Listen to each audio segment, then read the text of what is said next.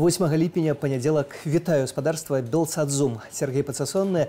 Прыглядаемся разам з экспертамі да таго, чым жыве свет і абмяркоўваем на відэасувязі. А што сёння? Адзін з найбольш жудасных абстрэлаў Кіева ад пачатку поўнамаштабнай вайны ва ўкраіне. Мноства загінулых і параненых трапілі ў жылыя будынкі і дзіцячы шпіталь. А Вашингтон гатовы прыняць саміт НАТО. У ЗША ўжо Святлана Ціхановская і накіроўваецца Владзімір Зялянскі. Пытанне міру ва ўкраіне галоўнае. Шпіёнскія гульні лукашэнкаўскіх спецслужбаў. 2 аўты на імя Романа Пратасевіча яны набылі ў Польшчы яшчэ да затрымання актывіста. Ужо заўтра ў Вашынгтоне стартуе юбілейны саміт НАТО. Ён мае стаць знакавым для ўкраіны і, магчыма, прынясе змены для Беларусі. На гэты саміт накіроўваецца Владзімір Зялянскі, які па дарозе наведаў Варшаву і сустрэўся з польскімі прэзідэнтам ды прэм'ерам. У Вашынгтоне цяпер таксама абрана прэзідэнтка Беларусі Святлана Ціхановская. Сёлетні саміт НАТО прысвечаны 75-годдзю найбуйнейшай вайсковай арганізацыі ў свеце.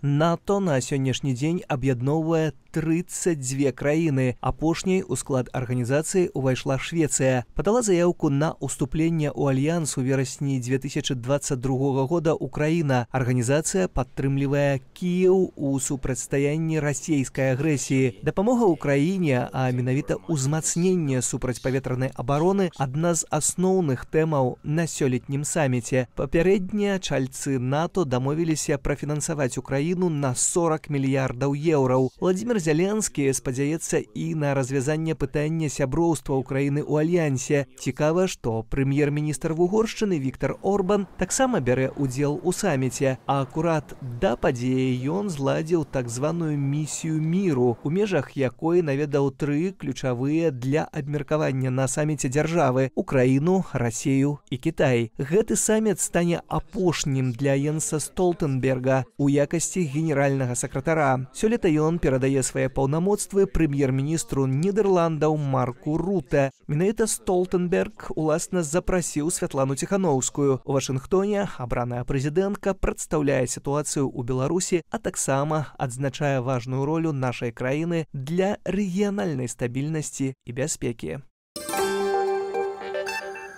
А ўжо цяпер на відэасувязі Роберт Пшчэль, эксперт Цэнтру ўсходніх даследаванняў, экс-кіраўнік інфармбюро НАТО ў Расіі.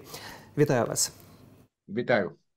И, наверное, начну с того, что мы все наблюдаем в эти минуты то, что происходит в Киеве, потому что массированный обстрел Киева, в общем-то, в преддверии саммита НАТО, который мы наблюдаем, 38 ракет, 30 сбитых, но тем не менее видим, уже известно о 2 десятках погибших, множество раненых, также уничтоженный медицинский центр, детская клиника обстреляна.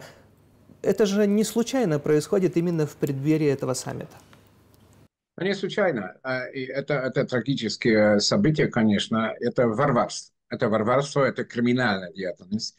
И знаете, мы в НАТО, я там много лет проработал, мы хорошо помним, очень часто так бывало на день-два перед началом разных саммитов или других там встреч в верхах, встречи министров бывало, да? Москва любила такие сигналы посылать. Но это обычно были какие-то учения, знаете, поражение Москвы. Или какие-то высказания провокационные. Но теперь идет война, и это показывает, знаете, отлично как бы, что в голове этих людей. Потому что нет сомнений, чтобы было ясно, кто принимает решения в России, кто отвечает за это. Да? Поэтому Международный трибунал уже в его решении Путин есть в розыске, да, за преступления против военного права. И здесь, к сожалению, вот такая логика у Кремля, что давайте покажем, какие мы якобы сильные, и наносим удары. И там абсолютно никто не может сказать, что там есть никакой смысл военный. это просто сигнал Западу, смотрите, что мы можем. А что мы можем? Мы можем уничтожать, да? Мы варвары, мы не имеем никаких моральных, да, как бы барьеров. Но с другой стороны, я не думаю, что этот сигнал хорошо в концовой обстановке, кроме того, что, конечно, никто не вернется, не вернет жизни этим детишкам или другим людям, да, гражданским, прежде всего, конечно. Но я думаю, что в преддверии саммита это только, может, не идеальное слово, но поможет, так можно сказать, президенту Зеленскому, который же будет встреча комиссии НАТО, Совет НАТО Украина, будет ему проще объяснять, почему Украина нуждается не только в политической поддержке, не только в разных программах долгосрочных, но почему Украина нуждается буквально сегодня в конкретных системах, прежде всего, противоракетных обороны, потому что от этого зависит жизнь. Бывает уже теперь, ну, если посмотреть на течение этой войны, тысячи украинских граждан.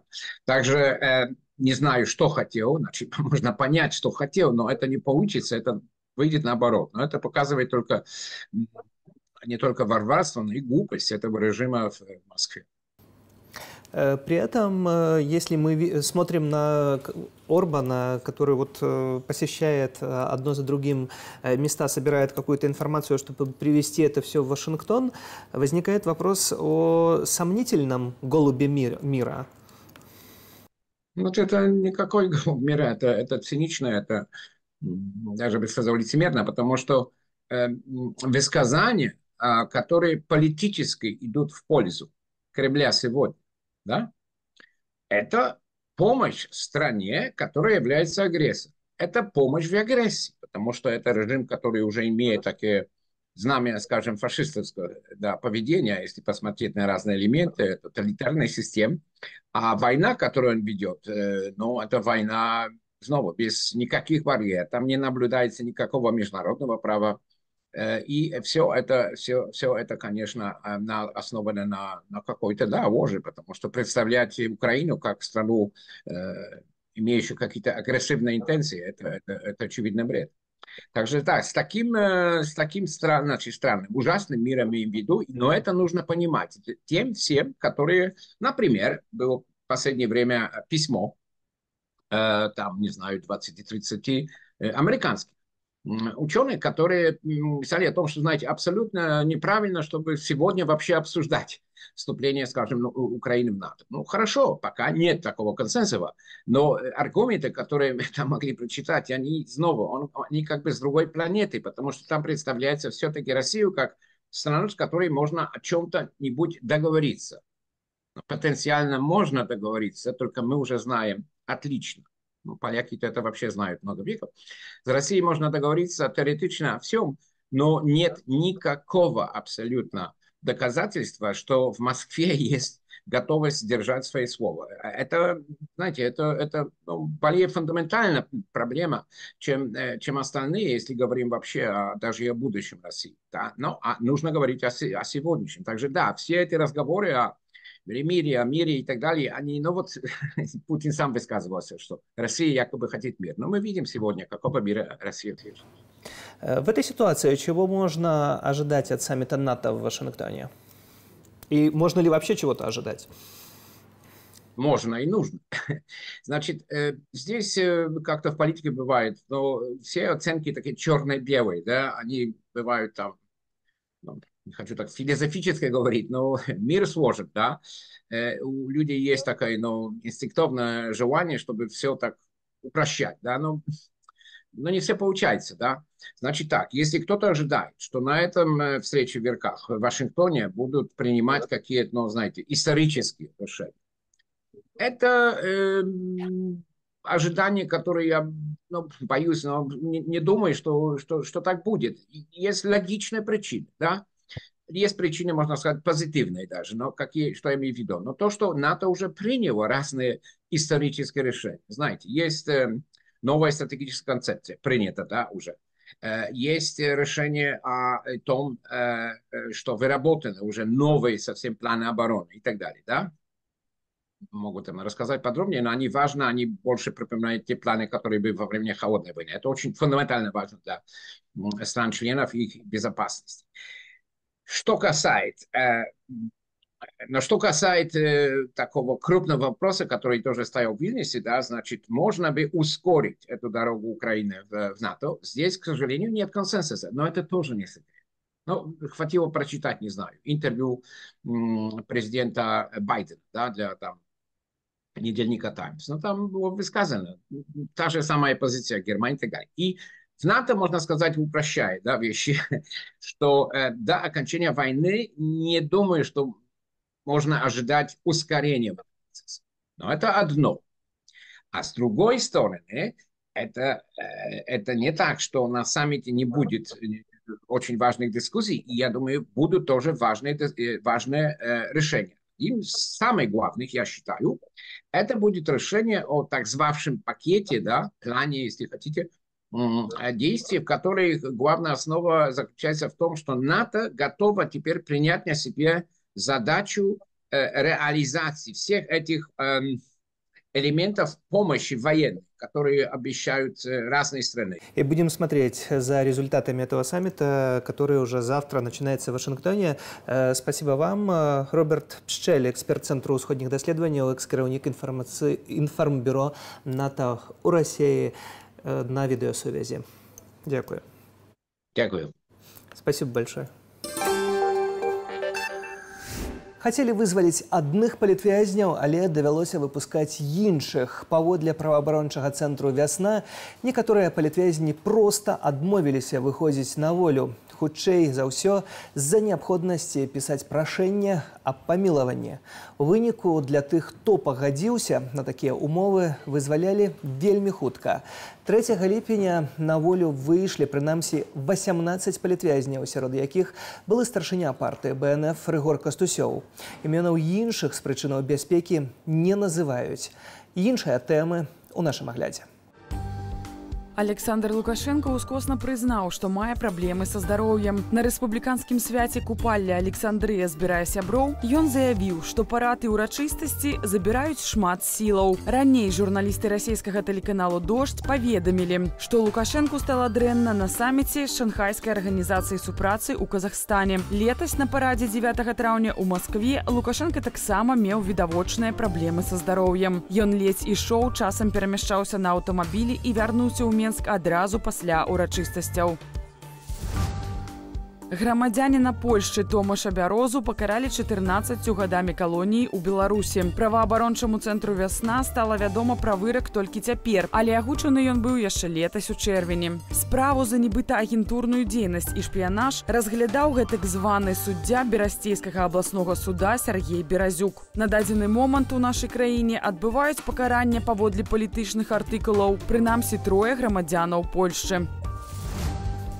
Левая коалиция «Новый народный фронт» перамагла на датэрміновых парламенцкіх выбарах у Францыі. На другім месцы коалиция президента Эммануэля Макрона разам. На трэцім ультраправае нацыянальнае аб'яднанне Марин Ле Пен і Жордана Бардыля. Хоць ніхто з іх не здолеў атрымаць абсалютнай большасці месцаў у парламенце, коалиция паміж партыямі ўсё роўна не ўтварылася. У выніку паразы партыі Макрона прэм'ер-міністр Францыі Габрыэль Аталь заявіў, што пойдзе ў адстаўку.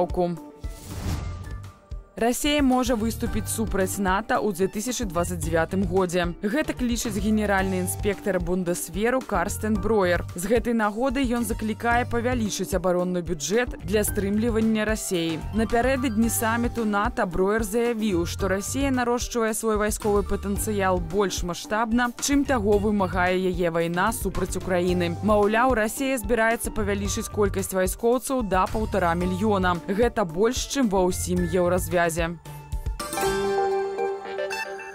цяпер гульня агентуры у замежжы.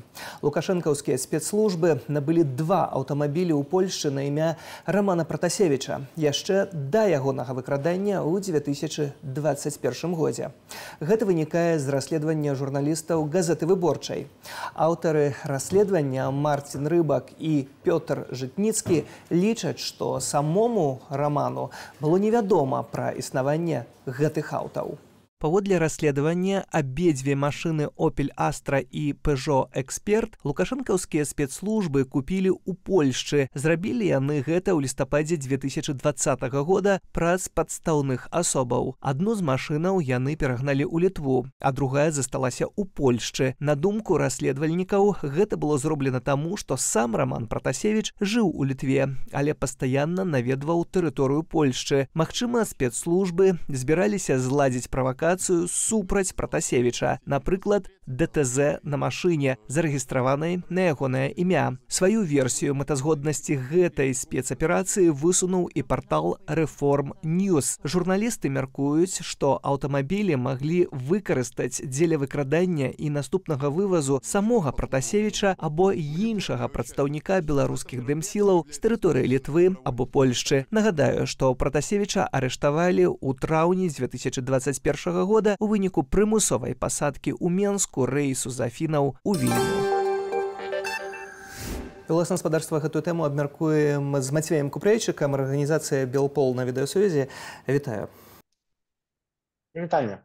Мацвей, навошта, як мяркуеце, лукашэнкаўскія спецслужбы разгарнулі гэтую цэлую аперацыю ў духу Джеймса Бонда з пакупкай аўтаў у Польшчы, потым іх перапраўкай, продажам и так далей? На самом деле спецслужбы режима Лукашенко постоянно пытаются создать какие-либо проблемы для нормальных стран, таких как Польша, Литва, Латвия и так далее. Постоянно придумывают какие-то интересные штуки, вот как в данном случае.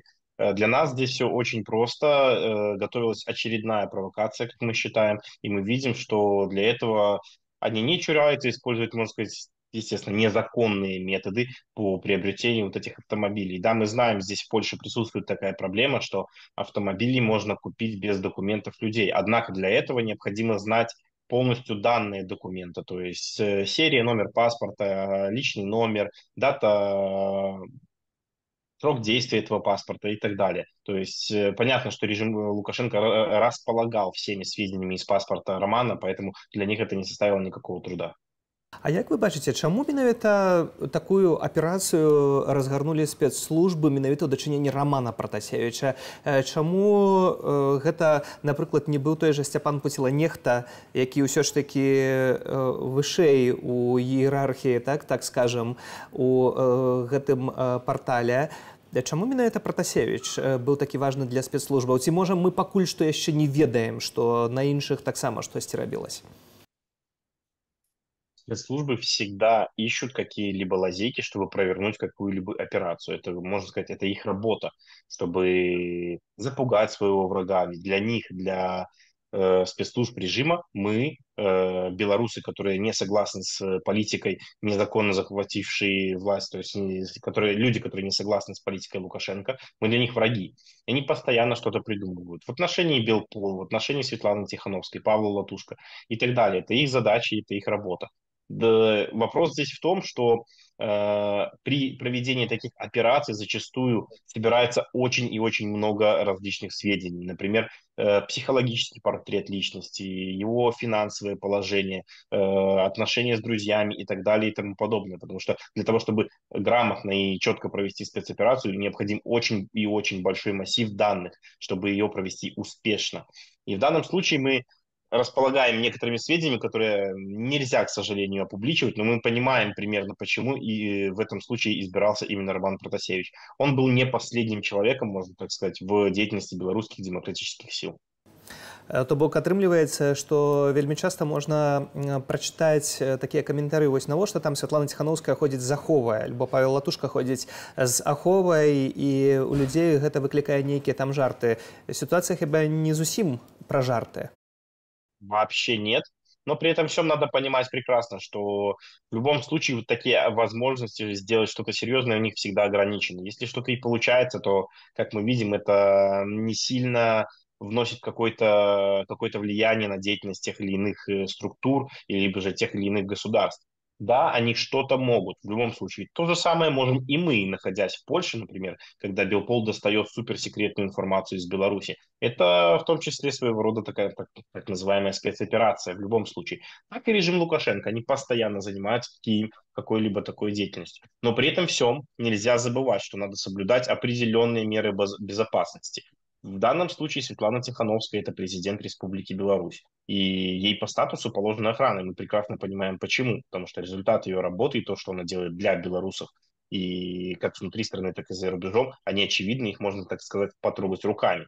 Но есть и обычные белорусы, которые просто ходят на работу, которые просто ездят в такси. На самом деле такие люди могут для режима представлять интерес не в смысле, чтобы с этим человеком сделать что-то плохое, а в смысле, чтобы наоборот его использовать, либо же завербовать для какой-либо деятельности. И вот уже об этом будет наше одно из следующих расследований.